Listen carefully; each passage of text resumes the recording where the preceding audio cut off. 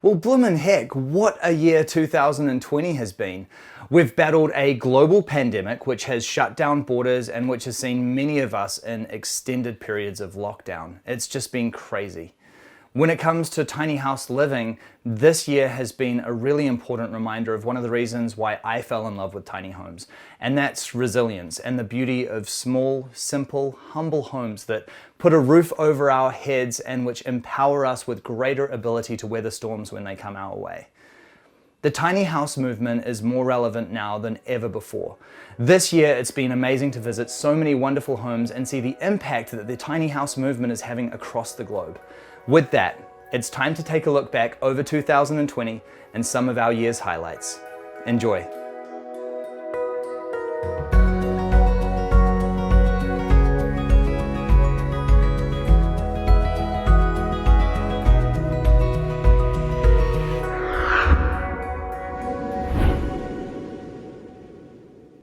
We've seen a little bit of everything this year. Incredible off-the-grid shipping container homes, a beautiful tiny home on the water, a pirate ship treehouse, and even a little yellow submarine. 2020 has been a year of great challenges, and yet amongst all of that, human creativity continues to thrive. Here are a few of our year's highlights. To find out more about each of these homes, you can find links to the full tours in the video description. In Bristol, England, Tom was only 17 years old when he started building his very own tiny house. He had recently begun a building apprenticeship and decided to put his newly learned skills to good use by constructing his very own home. His brilliant tiny house was built on a tight budget and was crafted almost entirely from reclaimed materials. I like using reclaimed timber because it's got heritage behind it. So a lot of this stuff that I built in my shed was mainly like houses I've ripped out. So it's like old-fashioned like shelving. So I've taken them back in the back of my car, sanding them up and reuse them again. Now it just gives you that sense of accomplishment when you've reclaimed something that was once something else. Thanks to Tom's DIY attitude and resourceful nature, he was able to complete his home for an incredible £6,000, which is under 8,000 US dollars. This home is brilliantly simple in its design and gives Tom a charming, comfortable and fully featured home. Still only 20 years old, Tom now owns his first home completely debt-free. Now that is an astounding accomplishment. Yeah, so my idea on building a hut was just to keep it all simple and just live that simple life, stress-free to be honest, where I own everything I've got and I've paid it all off, it's all mine. And being 20, it's lovely not having to worry about having to spend all my money on someone else's rent. And it's just a simple life, and that all you've got is once you've built it, it's just yours then, and that all you own all of it, everything inside, so you can just relax and be at ease, to be honest. A real highlight for us this year was meeting Emma and her spectacular earthen home in Wales, which she constructed herself for only £1,000. Here she lives as close to nature as possible with no running water, no electricity, or even a telephone. This was a real perspective-changing interview for me, and an experience I'll never forget. Increasingly, I had a call to, I call it do the Flintstones thing, so live more simply, no electricity and all of that, and build these little huts. So really, yeah, become more simple and more immediate in my connection and life with the earth, so to enter into a deeper relationship with the earth. And not have any electricity, importantly, because that means without lights you're living more in tune with the natural cycles and no distractions. And I think that is important in terms of reconnecting on a really deep level with the intelligence and consciousness of the earth and the natural realms. To many of us, this may seem like an extreme lifestyle choice, yet for Emma, her journey is all about being able to build a closer relationship with nature, while also living a simple life where she is free from all of the pressures of the modern world. Her hobbit-like home is extremely simple and is made from straw bale and cob construction with a living roof. This is a home which has everything she needs and nothing she doesn't. Cooking is done over an open fire, water is brought in from a nearby spring-fed stream, and in the evening, candlelight fills the home. She bathes in the river or in a wood-fire bathtub, and her composting toilet looks out over the panoramic views of the woodland. So living simply is really important so that you don't have to be a wage slave and take part in the madness, we call it. We don't call it reality because it isn't real. So building everything in my life is about trying to live in a way which doesn't hurt the earth and is more harmonious. Visiting Emma's home was like stepping back in time. It was a beautiful reminder of how little we really need to be content in life, and also how much of ourselves we can sacrifice in order to obtain many of the things that we do have. Maybe it was actually like stepping into the future. In France, we met Thomas in his ultra-compact tiny house, which has been perfectly designed for the unique requirements of both full-time living and travel on narrow European roads. This beautiful house is home to some really clever design and has pioneered entirely new construction methods using some wonderful, sustainable and healthy materials. This is a tiny house which perfectly encapsulates everything that I love about the tiny house movement.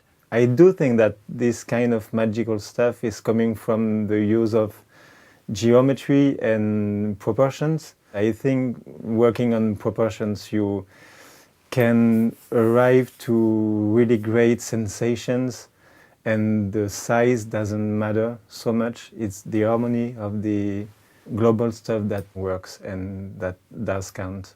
In the design of this home, Thomas set out to build a home that was lightweight, compact, eco-friendly, and that was architecturally beautiful. Creating a fully functional home of only 10 meters squared or 110 square feet is an immense design challenge, and in this home, Thomas has absolutely risen to the task. It's really little, but it's a really huge space of creativity.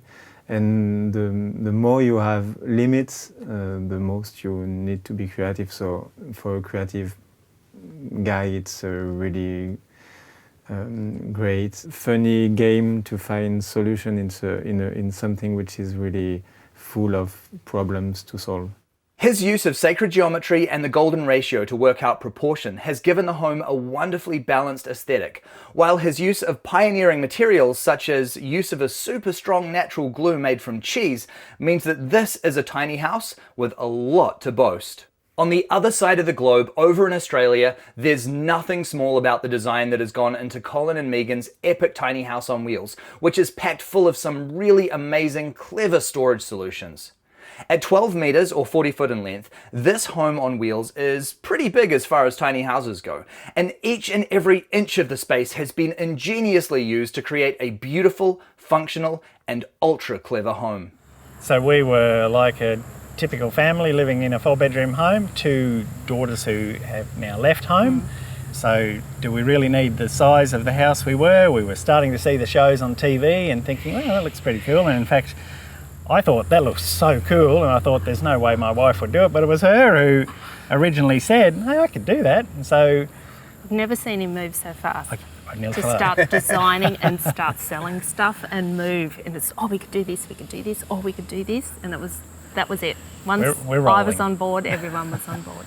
While the home was professionally constructed as a shell, Colin and Megan have done all of the interior design and fit out themselves.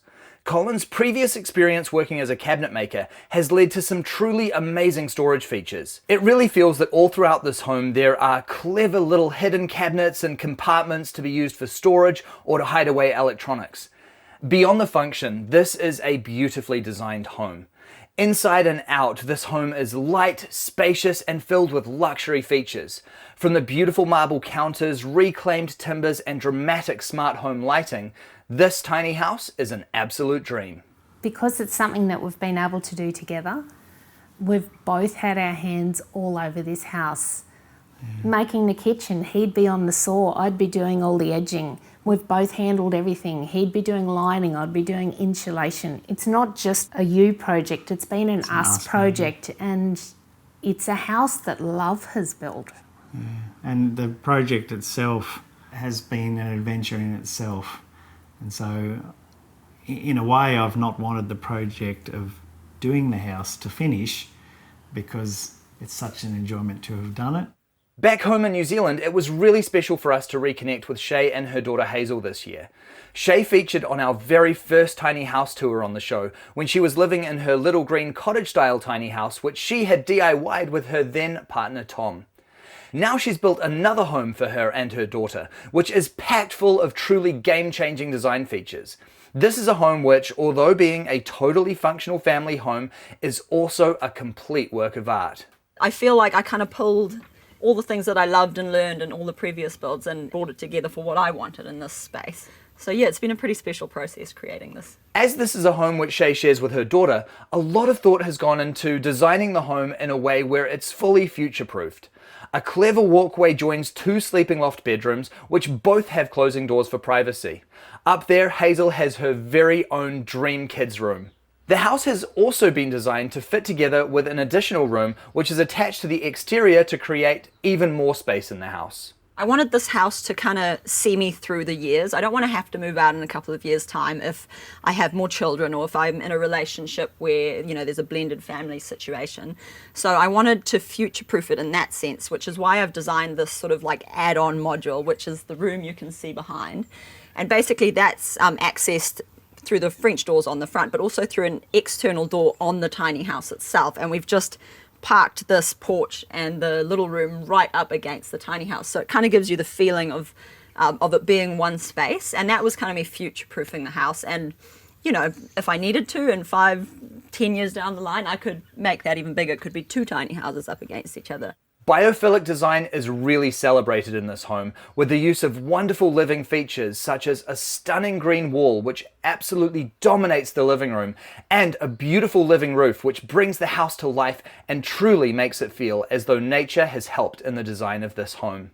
Over the years, Shay has had a lot of experience with designing and building tiny homes, and now it's so inspiring to see all of that knowledge now being funneled into her own unique and beautiful home. This house for me, it's a place of stability for me and Hazy. It's our place, it's our sanctuary. And no matter how life changes, because I've seen for myself that life can change unexpectedly, this is our base and it's ours. And that, as a mum, gives me such peace of mind knowing that for my daughter, I've got a beautiful home. It's so amazing to watch back over these videos and to be reminded of all of the incredible places that we get to visit and the people that we get to meet. Most of all though, I want to express our gratitude to you, our audience, for being on this journey with us. It's been a really challenging year for us and I, as global border closures have prevented us from traveling outside of New Zealand for most of the year. We've certainly had our share of struggles to continue creating videos and sharing stories with you each and every week, and we're so grateful to all of you for your understanding and your support. We want to thank you for your patience, your encouragement, and your help in seeing us through this trying year. Hopefully in kind, our videos have helped to uplift and provide a little inspiration for you throughout some of your more trying times. As for 2021, who knows what the year will bring? It's hard to make plans at this point, but we do have a few tricks left up our sleeve which I cannot wait to soon be sharing with you in the new year. We're going to be taking a couple of weeks break now. We'll see you again in mid-January, so look out for our exciting first new episode of the new year. Until then, please stay safe, keep well, and we'll see you again in 2021. Happy New Year!